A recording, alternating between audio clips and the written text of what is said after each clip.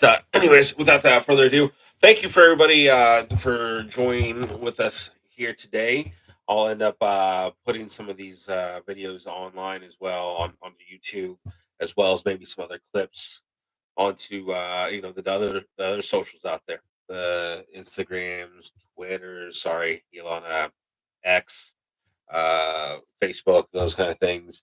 We might end up having some kind of like Discord channel eventually.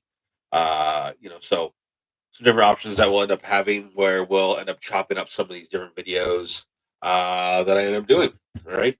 But there's always a benefit, always a nice incentive, I guess, for myself, for you guys to try to get here when I actually do the live streams, and that's for the actual interaction itself, right? So that way, you guys can, answer questions, ask me questions, those kind of things in the live chat itself as I go along with this. And then again, eventually I'll chop up some of those, and you can watch them later on. Or if you missed that live stream for that day, you can see those things. But the whole idea is that I want to be doing a live podcast, right? With again some of these videos coming out later after the fact as well. But I'll be recording these things live, and the idea behind the show is, besides it being live, of course, is that it's going to be a sports and music show mostly, right?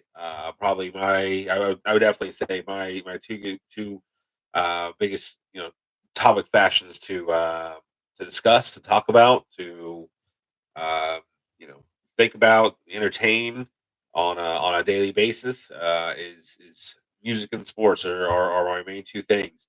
And I tell a lot of people this, that I don't think that there's very many people that are just into sports or just into music. I think a lot of people are pretty well-rounded individuals, and they're into multiple things, right? So uh, what rather than maybe just watching just a podcast on sports and then having to go and watch another one just on music, you can come here hopefully and watch one for both those things, or for a couple of different things, right? And unlike maybe some of the shows that you might see on TV, I'm not going to be like some of these other people that have uh, five segments about the Dallas Cowboys over a 3 hour period, and you're wondering if there's any other teams out there in the NFL, or or basketball. It's not going to be about the Lakers and LeBron every night.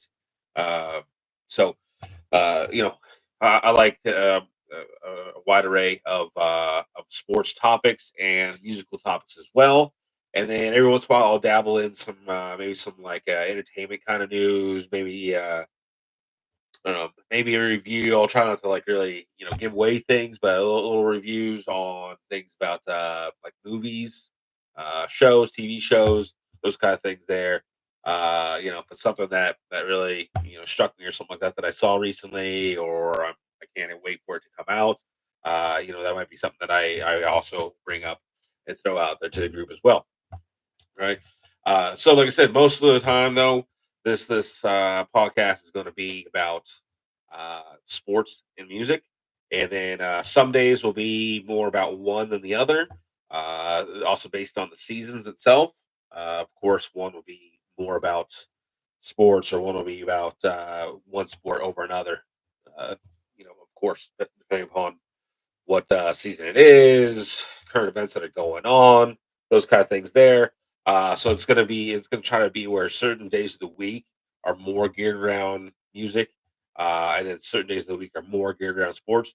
Pretty much every single day that I do a podcast is gonna be having a pretty good array of both of them. Today, since this is basically the pilot episode, the first one that I'm doing, this is only going to be a little bit of a shorter video that I'm going to do here today. But hopefully, we got some people joining the chat. You can see here, I want to kind of leave this up, you know, as you see some of my tools and things like that behind me. I guess it's on this side here.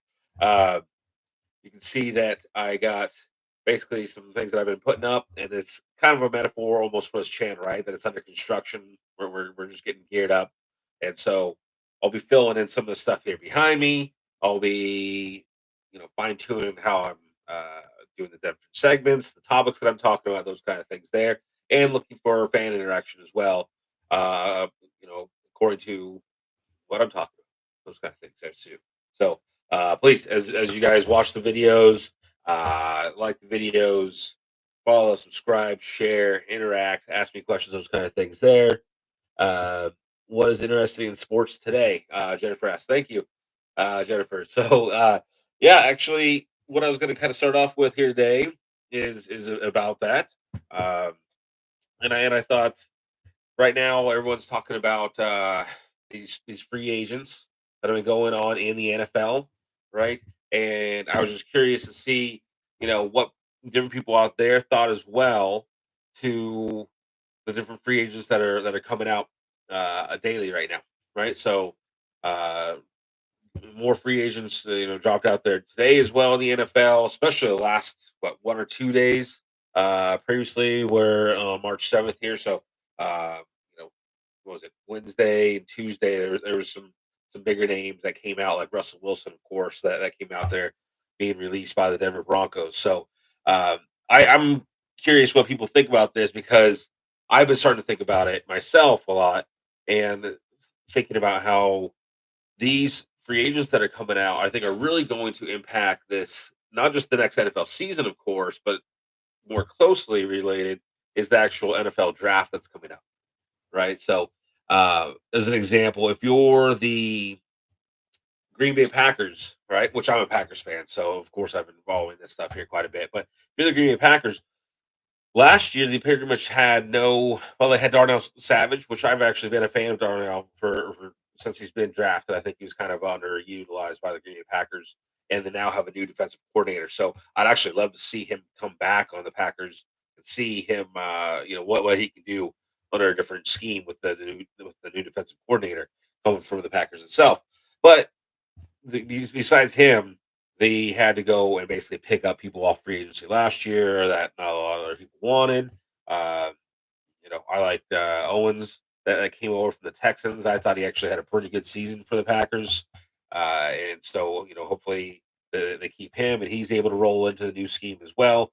But the idea there was is the Packers didn't really have any safeties last year, and now Darnell Savage is a free agent this year, and so he's lost in the mix. I feel like there's been so many safeties that have come out as being released by their teams or were not re-signed by their teams. Darnell Savage is, I mean, if you look at some of these different lists that are out there, he's ranked 10th to 15th best available safety out there.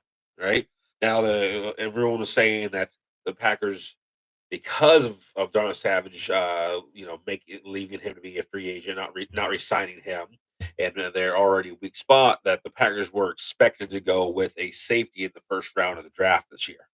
Right, totally makes sense, right? Again, new defensive coordinator coming in. They had some pretty low defensive numbers last year. They didn't really have the safeties last year, and now all of a sudden, one of your starters is leaving as well. So essentially, that's like got to be your top need that you got to go for. The Gene is out of Iowa is a big name that's been thrown out there for possibility with the Packers. I think he's probably going to go a little bit higher than that, like maybe in that 15 to 20 range. But maybe the Packers could trade up for him as well, right? Packers have a number of picks in this draft. They can go up there and get that guy.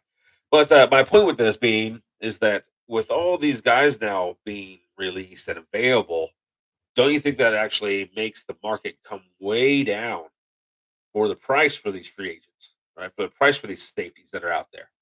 Okay, so uh, Savage again, if he's 10th to 15th, I mean, like, what's the market exactly going to be for him? Right? All these other guys are going to have to get signed first to exactly set the market, or else you're trying to beat the market and be signed by a team so that way you're not left out in the cold. And so you're trying to go out there and sign for a lower amount deal just so you can not be left without a chair at the end of the day, right? At the end of the dance. So um, now all of a sudden I wonder, well, I like Savage. I thought, you could bring him back, and I think that I would rate him higher than a 10th to 15th best safety in the NFL. But now all of a sudden you can either get him or maybe one of those other guys that is like those top 5 or 10 safeties that are in the NFL at a lower price as well.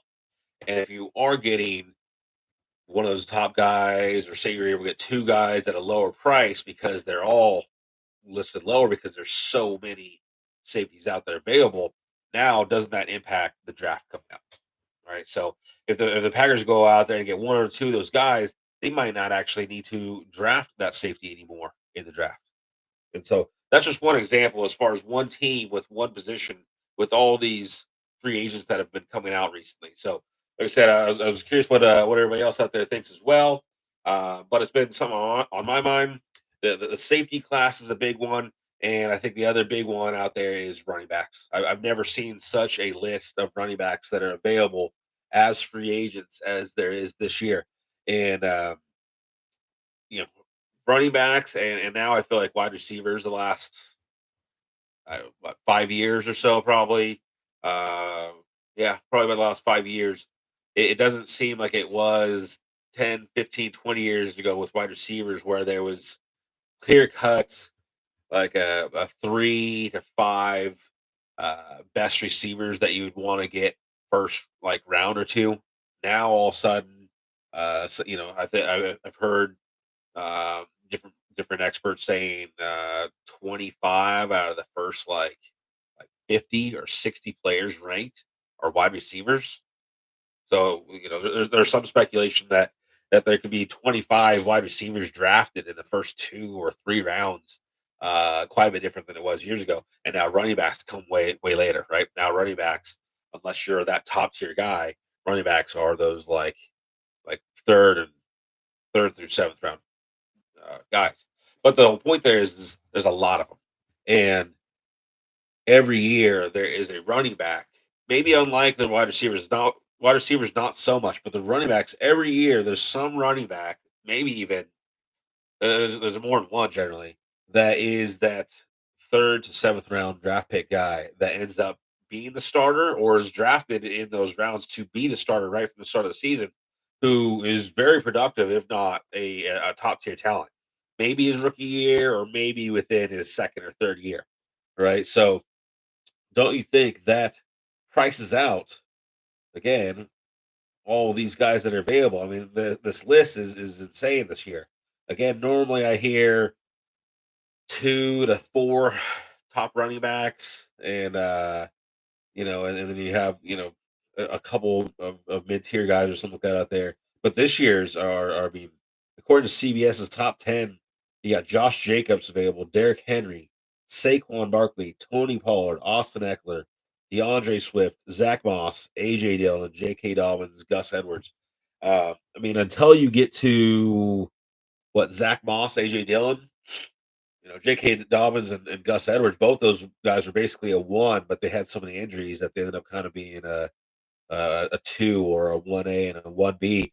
But until you get to Zach Moss and AJ Dillon, the rest of those guys were all the guys. We're all these stars, and not just these stars, but like all time guys. Josh Jacobs, Derrick Henry, Saquon Barkley, in the last just 2 3 years have been the best running backs in the NFL.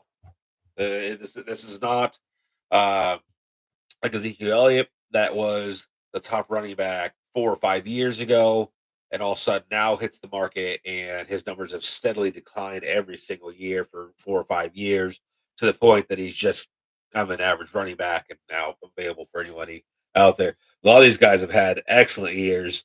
Last season, 2 years ago, I mean, it's crazy. Tony Pollard didn't end up having the year that I thought he was going to have. But Austin Eckler had another fantastic season. DeAndre Swift, well, I think he had his largest rushing season of his career just last year. So a lot of great options to go with here. So don't you think that again would affect the draft itself? All of a sudden, maybe these running backs that would go first, second, third round, maybe going to get drafted a couple rounds later, or vice versa. These guys are going to get drafted as running backs coming out of college, and these guys are going to make a lot less money as free agents. And you know, again, just speaking of my Packers as an example, since there's a Packer on here, AJ Dillon. I've liked AJ Dillon ever since they drafted him. I would love for him to come back on the Packers. Is he going to come back for too much money? Well, I mean, after the draft, and there's what, 7 free agents in front of you, and you're the eighth, free agent running back on there. Like, how much are you really going to be able to request? How much are you going to be able to demand as far as that salary goes, that contract for you going forward? I don't expect the Packers to sign any of these other guys, Josh Jacobs. But I've heard there's Derrick Henry talk and stuff like that there. Uh, but and some people even said Saquon Barkley. Anyways, I don't really expect any of them to get involved in any of these top guys. The Packers have Aaron Jones. They would, I believe, probably restructure his contract. He took a pay cut just last year. He could maybe do that again. Aaron Jones is a team friendly guy, and he probably is a little, he's aware of, does that really add up to what he's willing to do? He's aware of last season was a down year for him because of getting the injuries, and now that's becoming the narrative, right? Is the injuries. So those things could play in a factor in him possibly taking a pay cut to stay with the Packers. And if he doesn't, there's still rumors that he could be released as well. And all of a sudden, you throw him in here, I would put him right below Saquon Barkley. I'll go Josh Jacobs, Derrick Henry, Saquon Barkley, Aaron Jones, then Tony Pollard, Austin Eckler. I'd probably put Austin Eckler right below. Well, I'd put Austin Eckler probably above Tony Pollard, uh, and right below Aaron Jones. But still, he'd be another free agent running back to add on that list.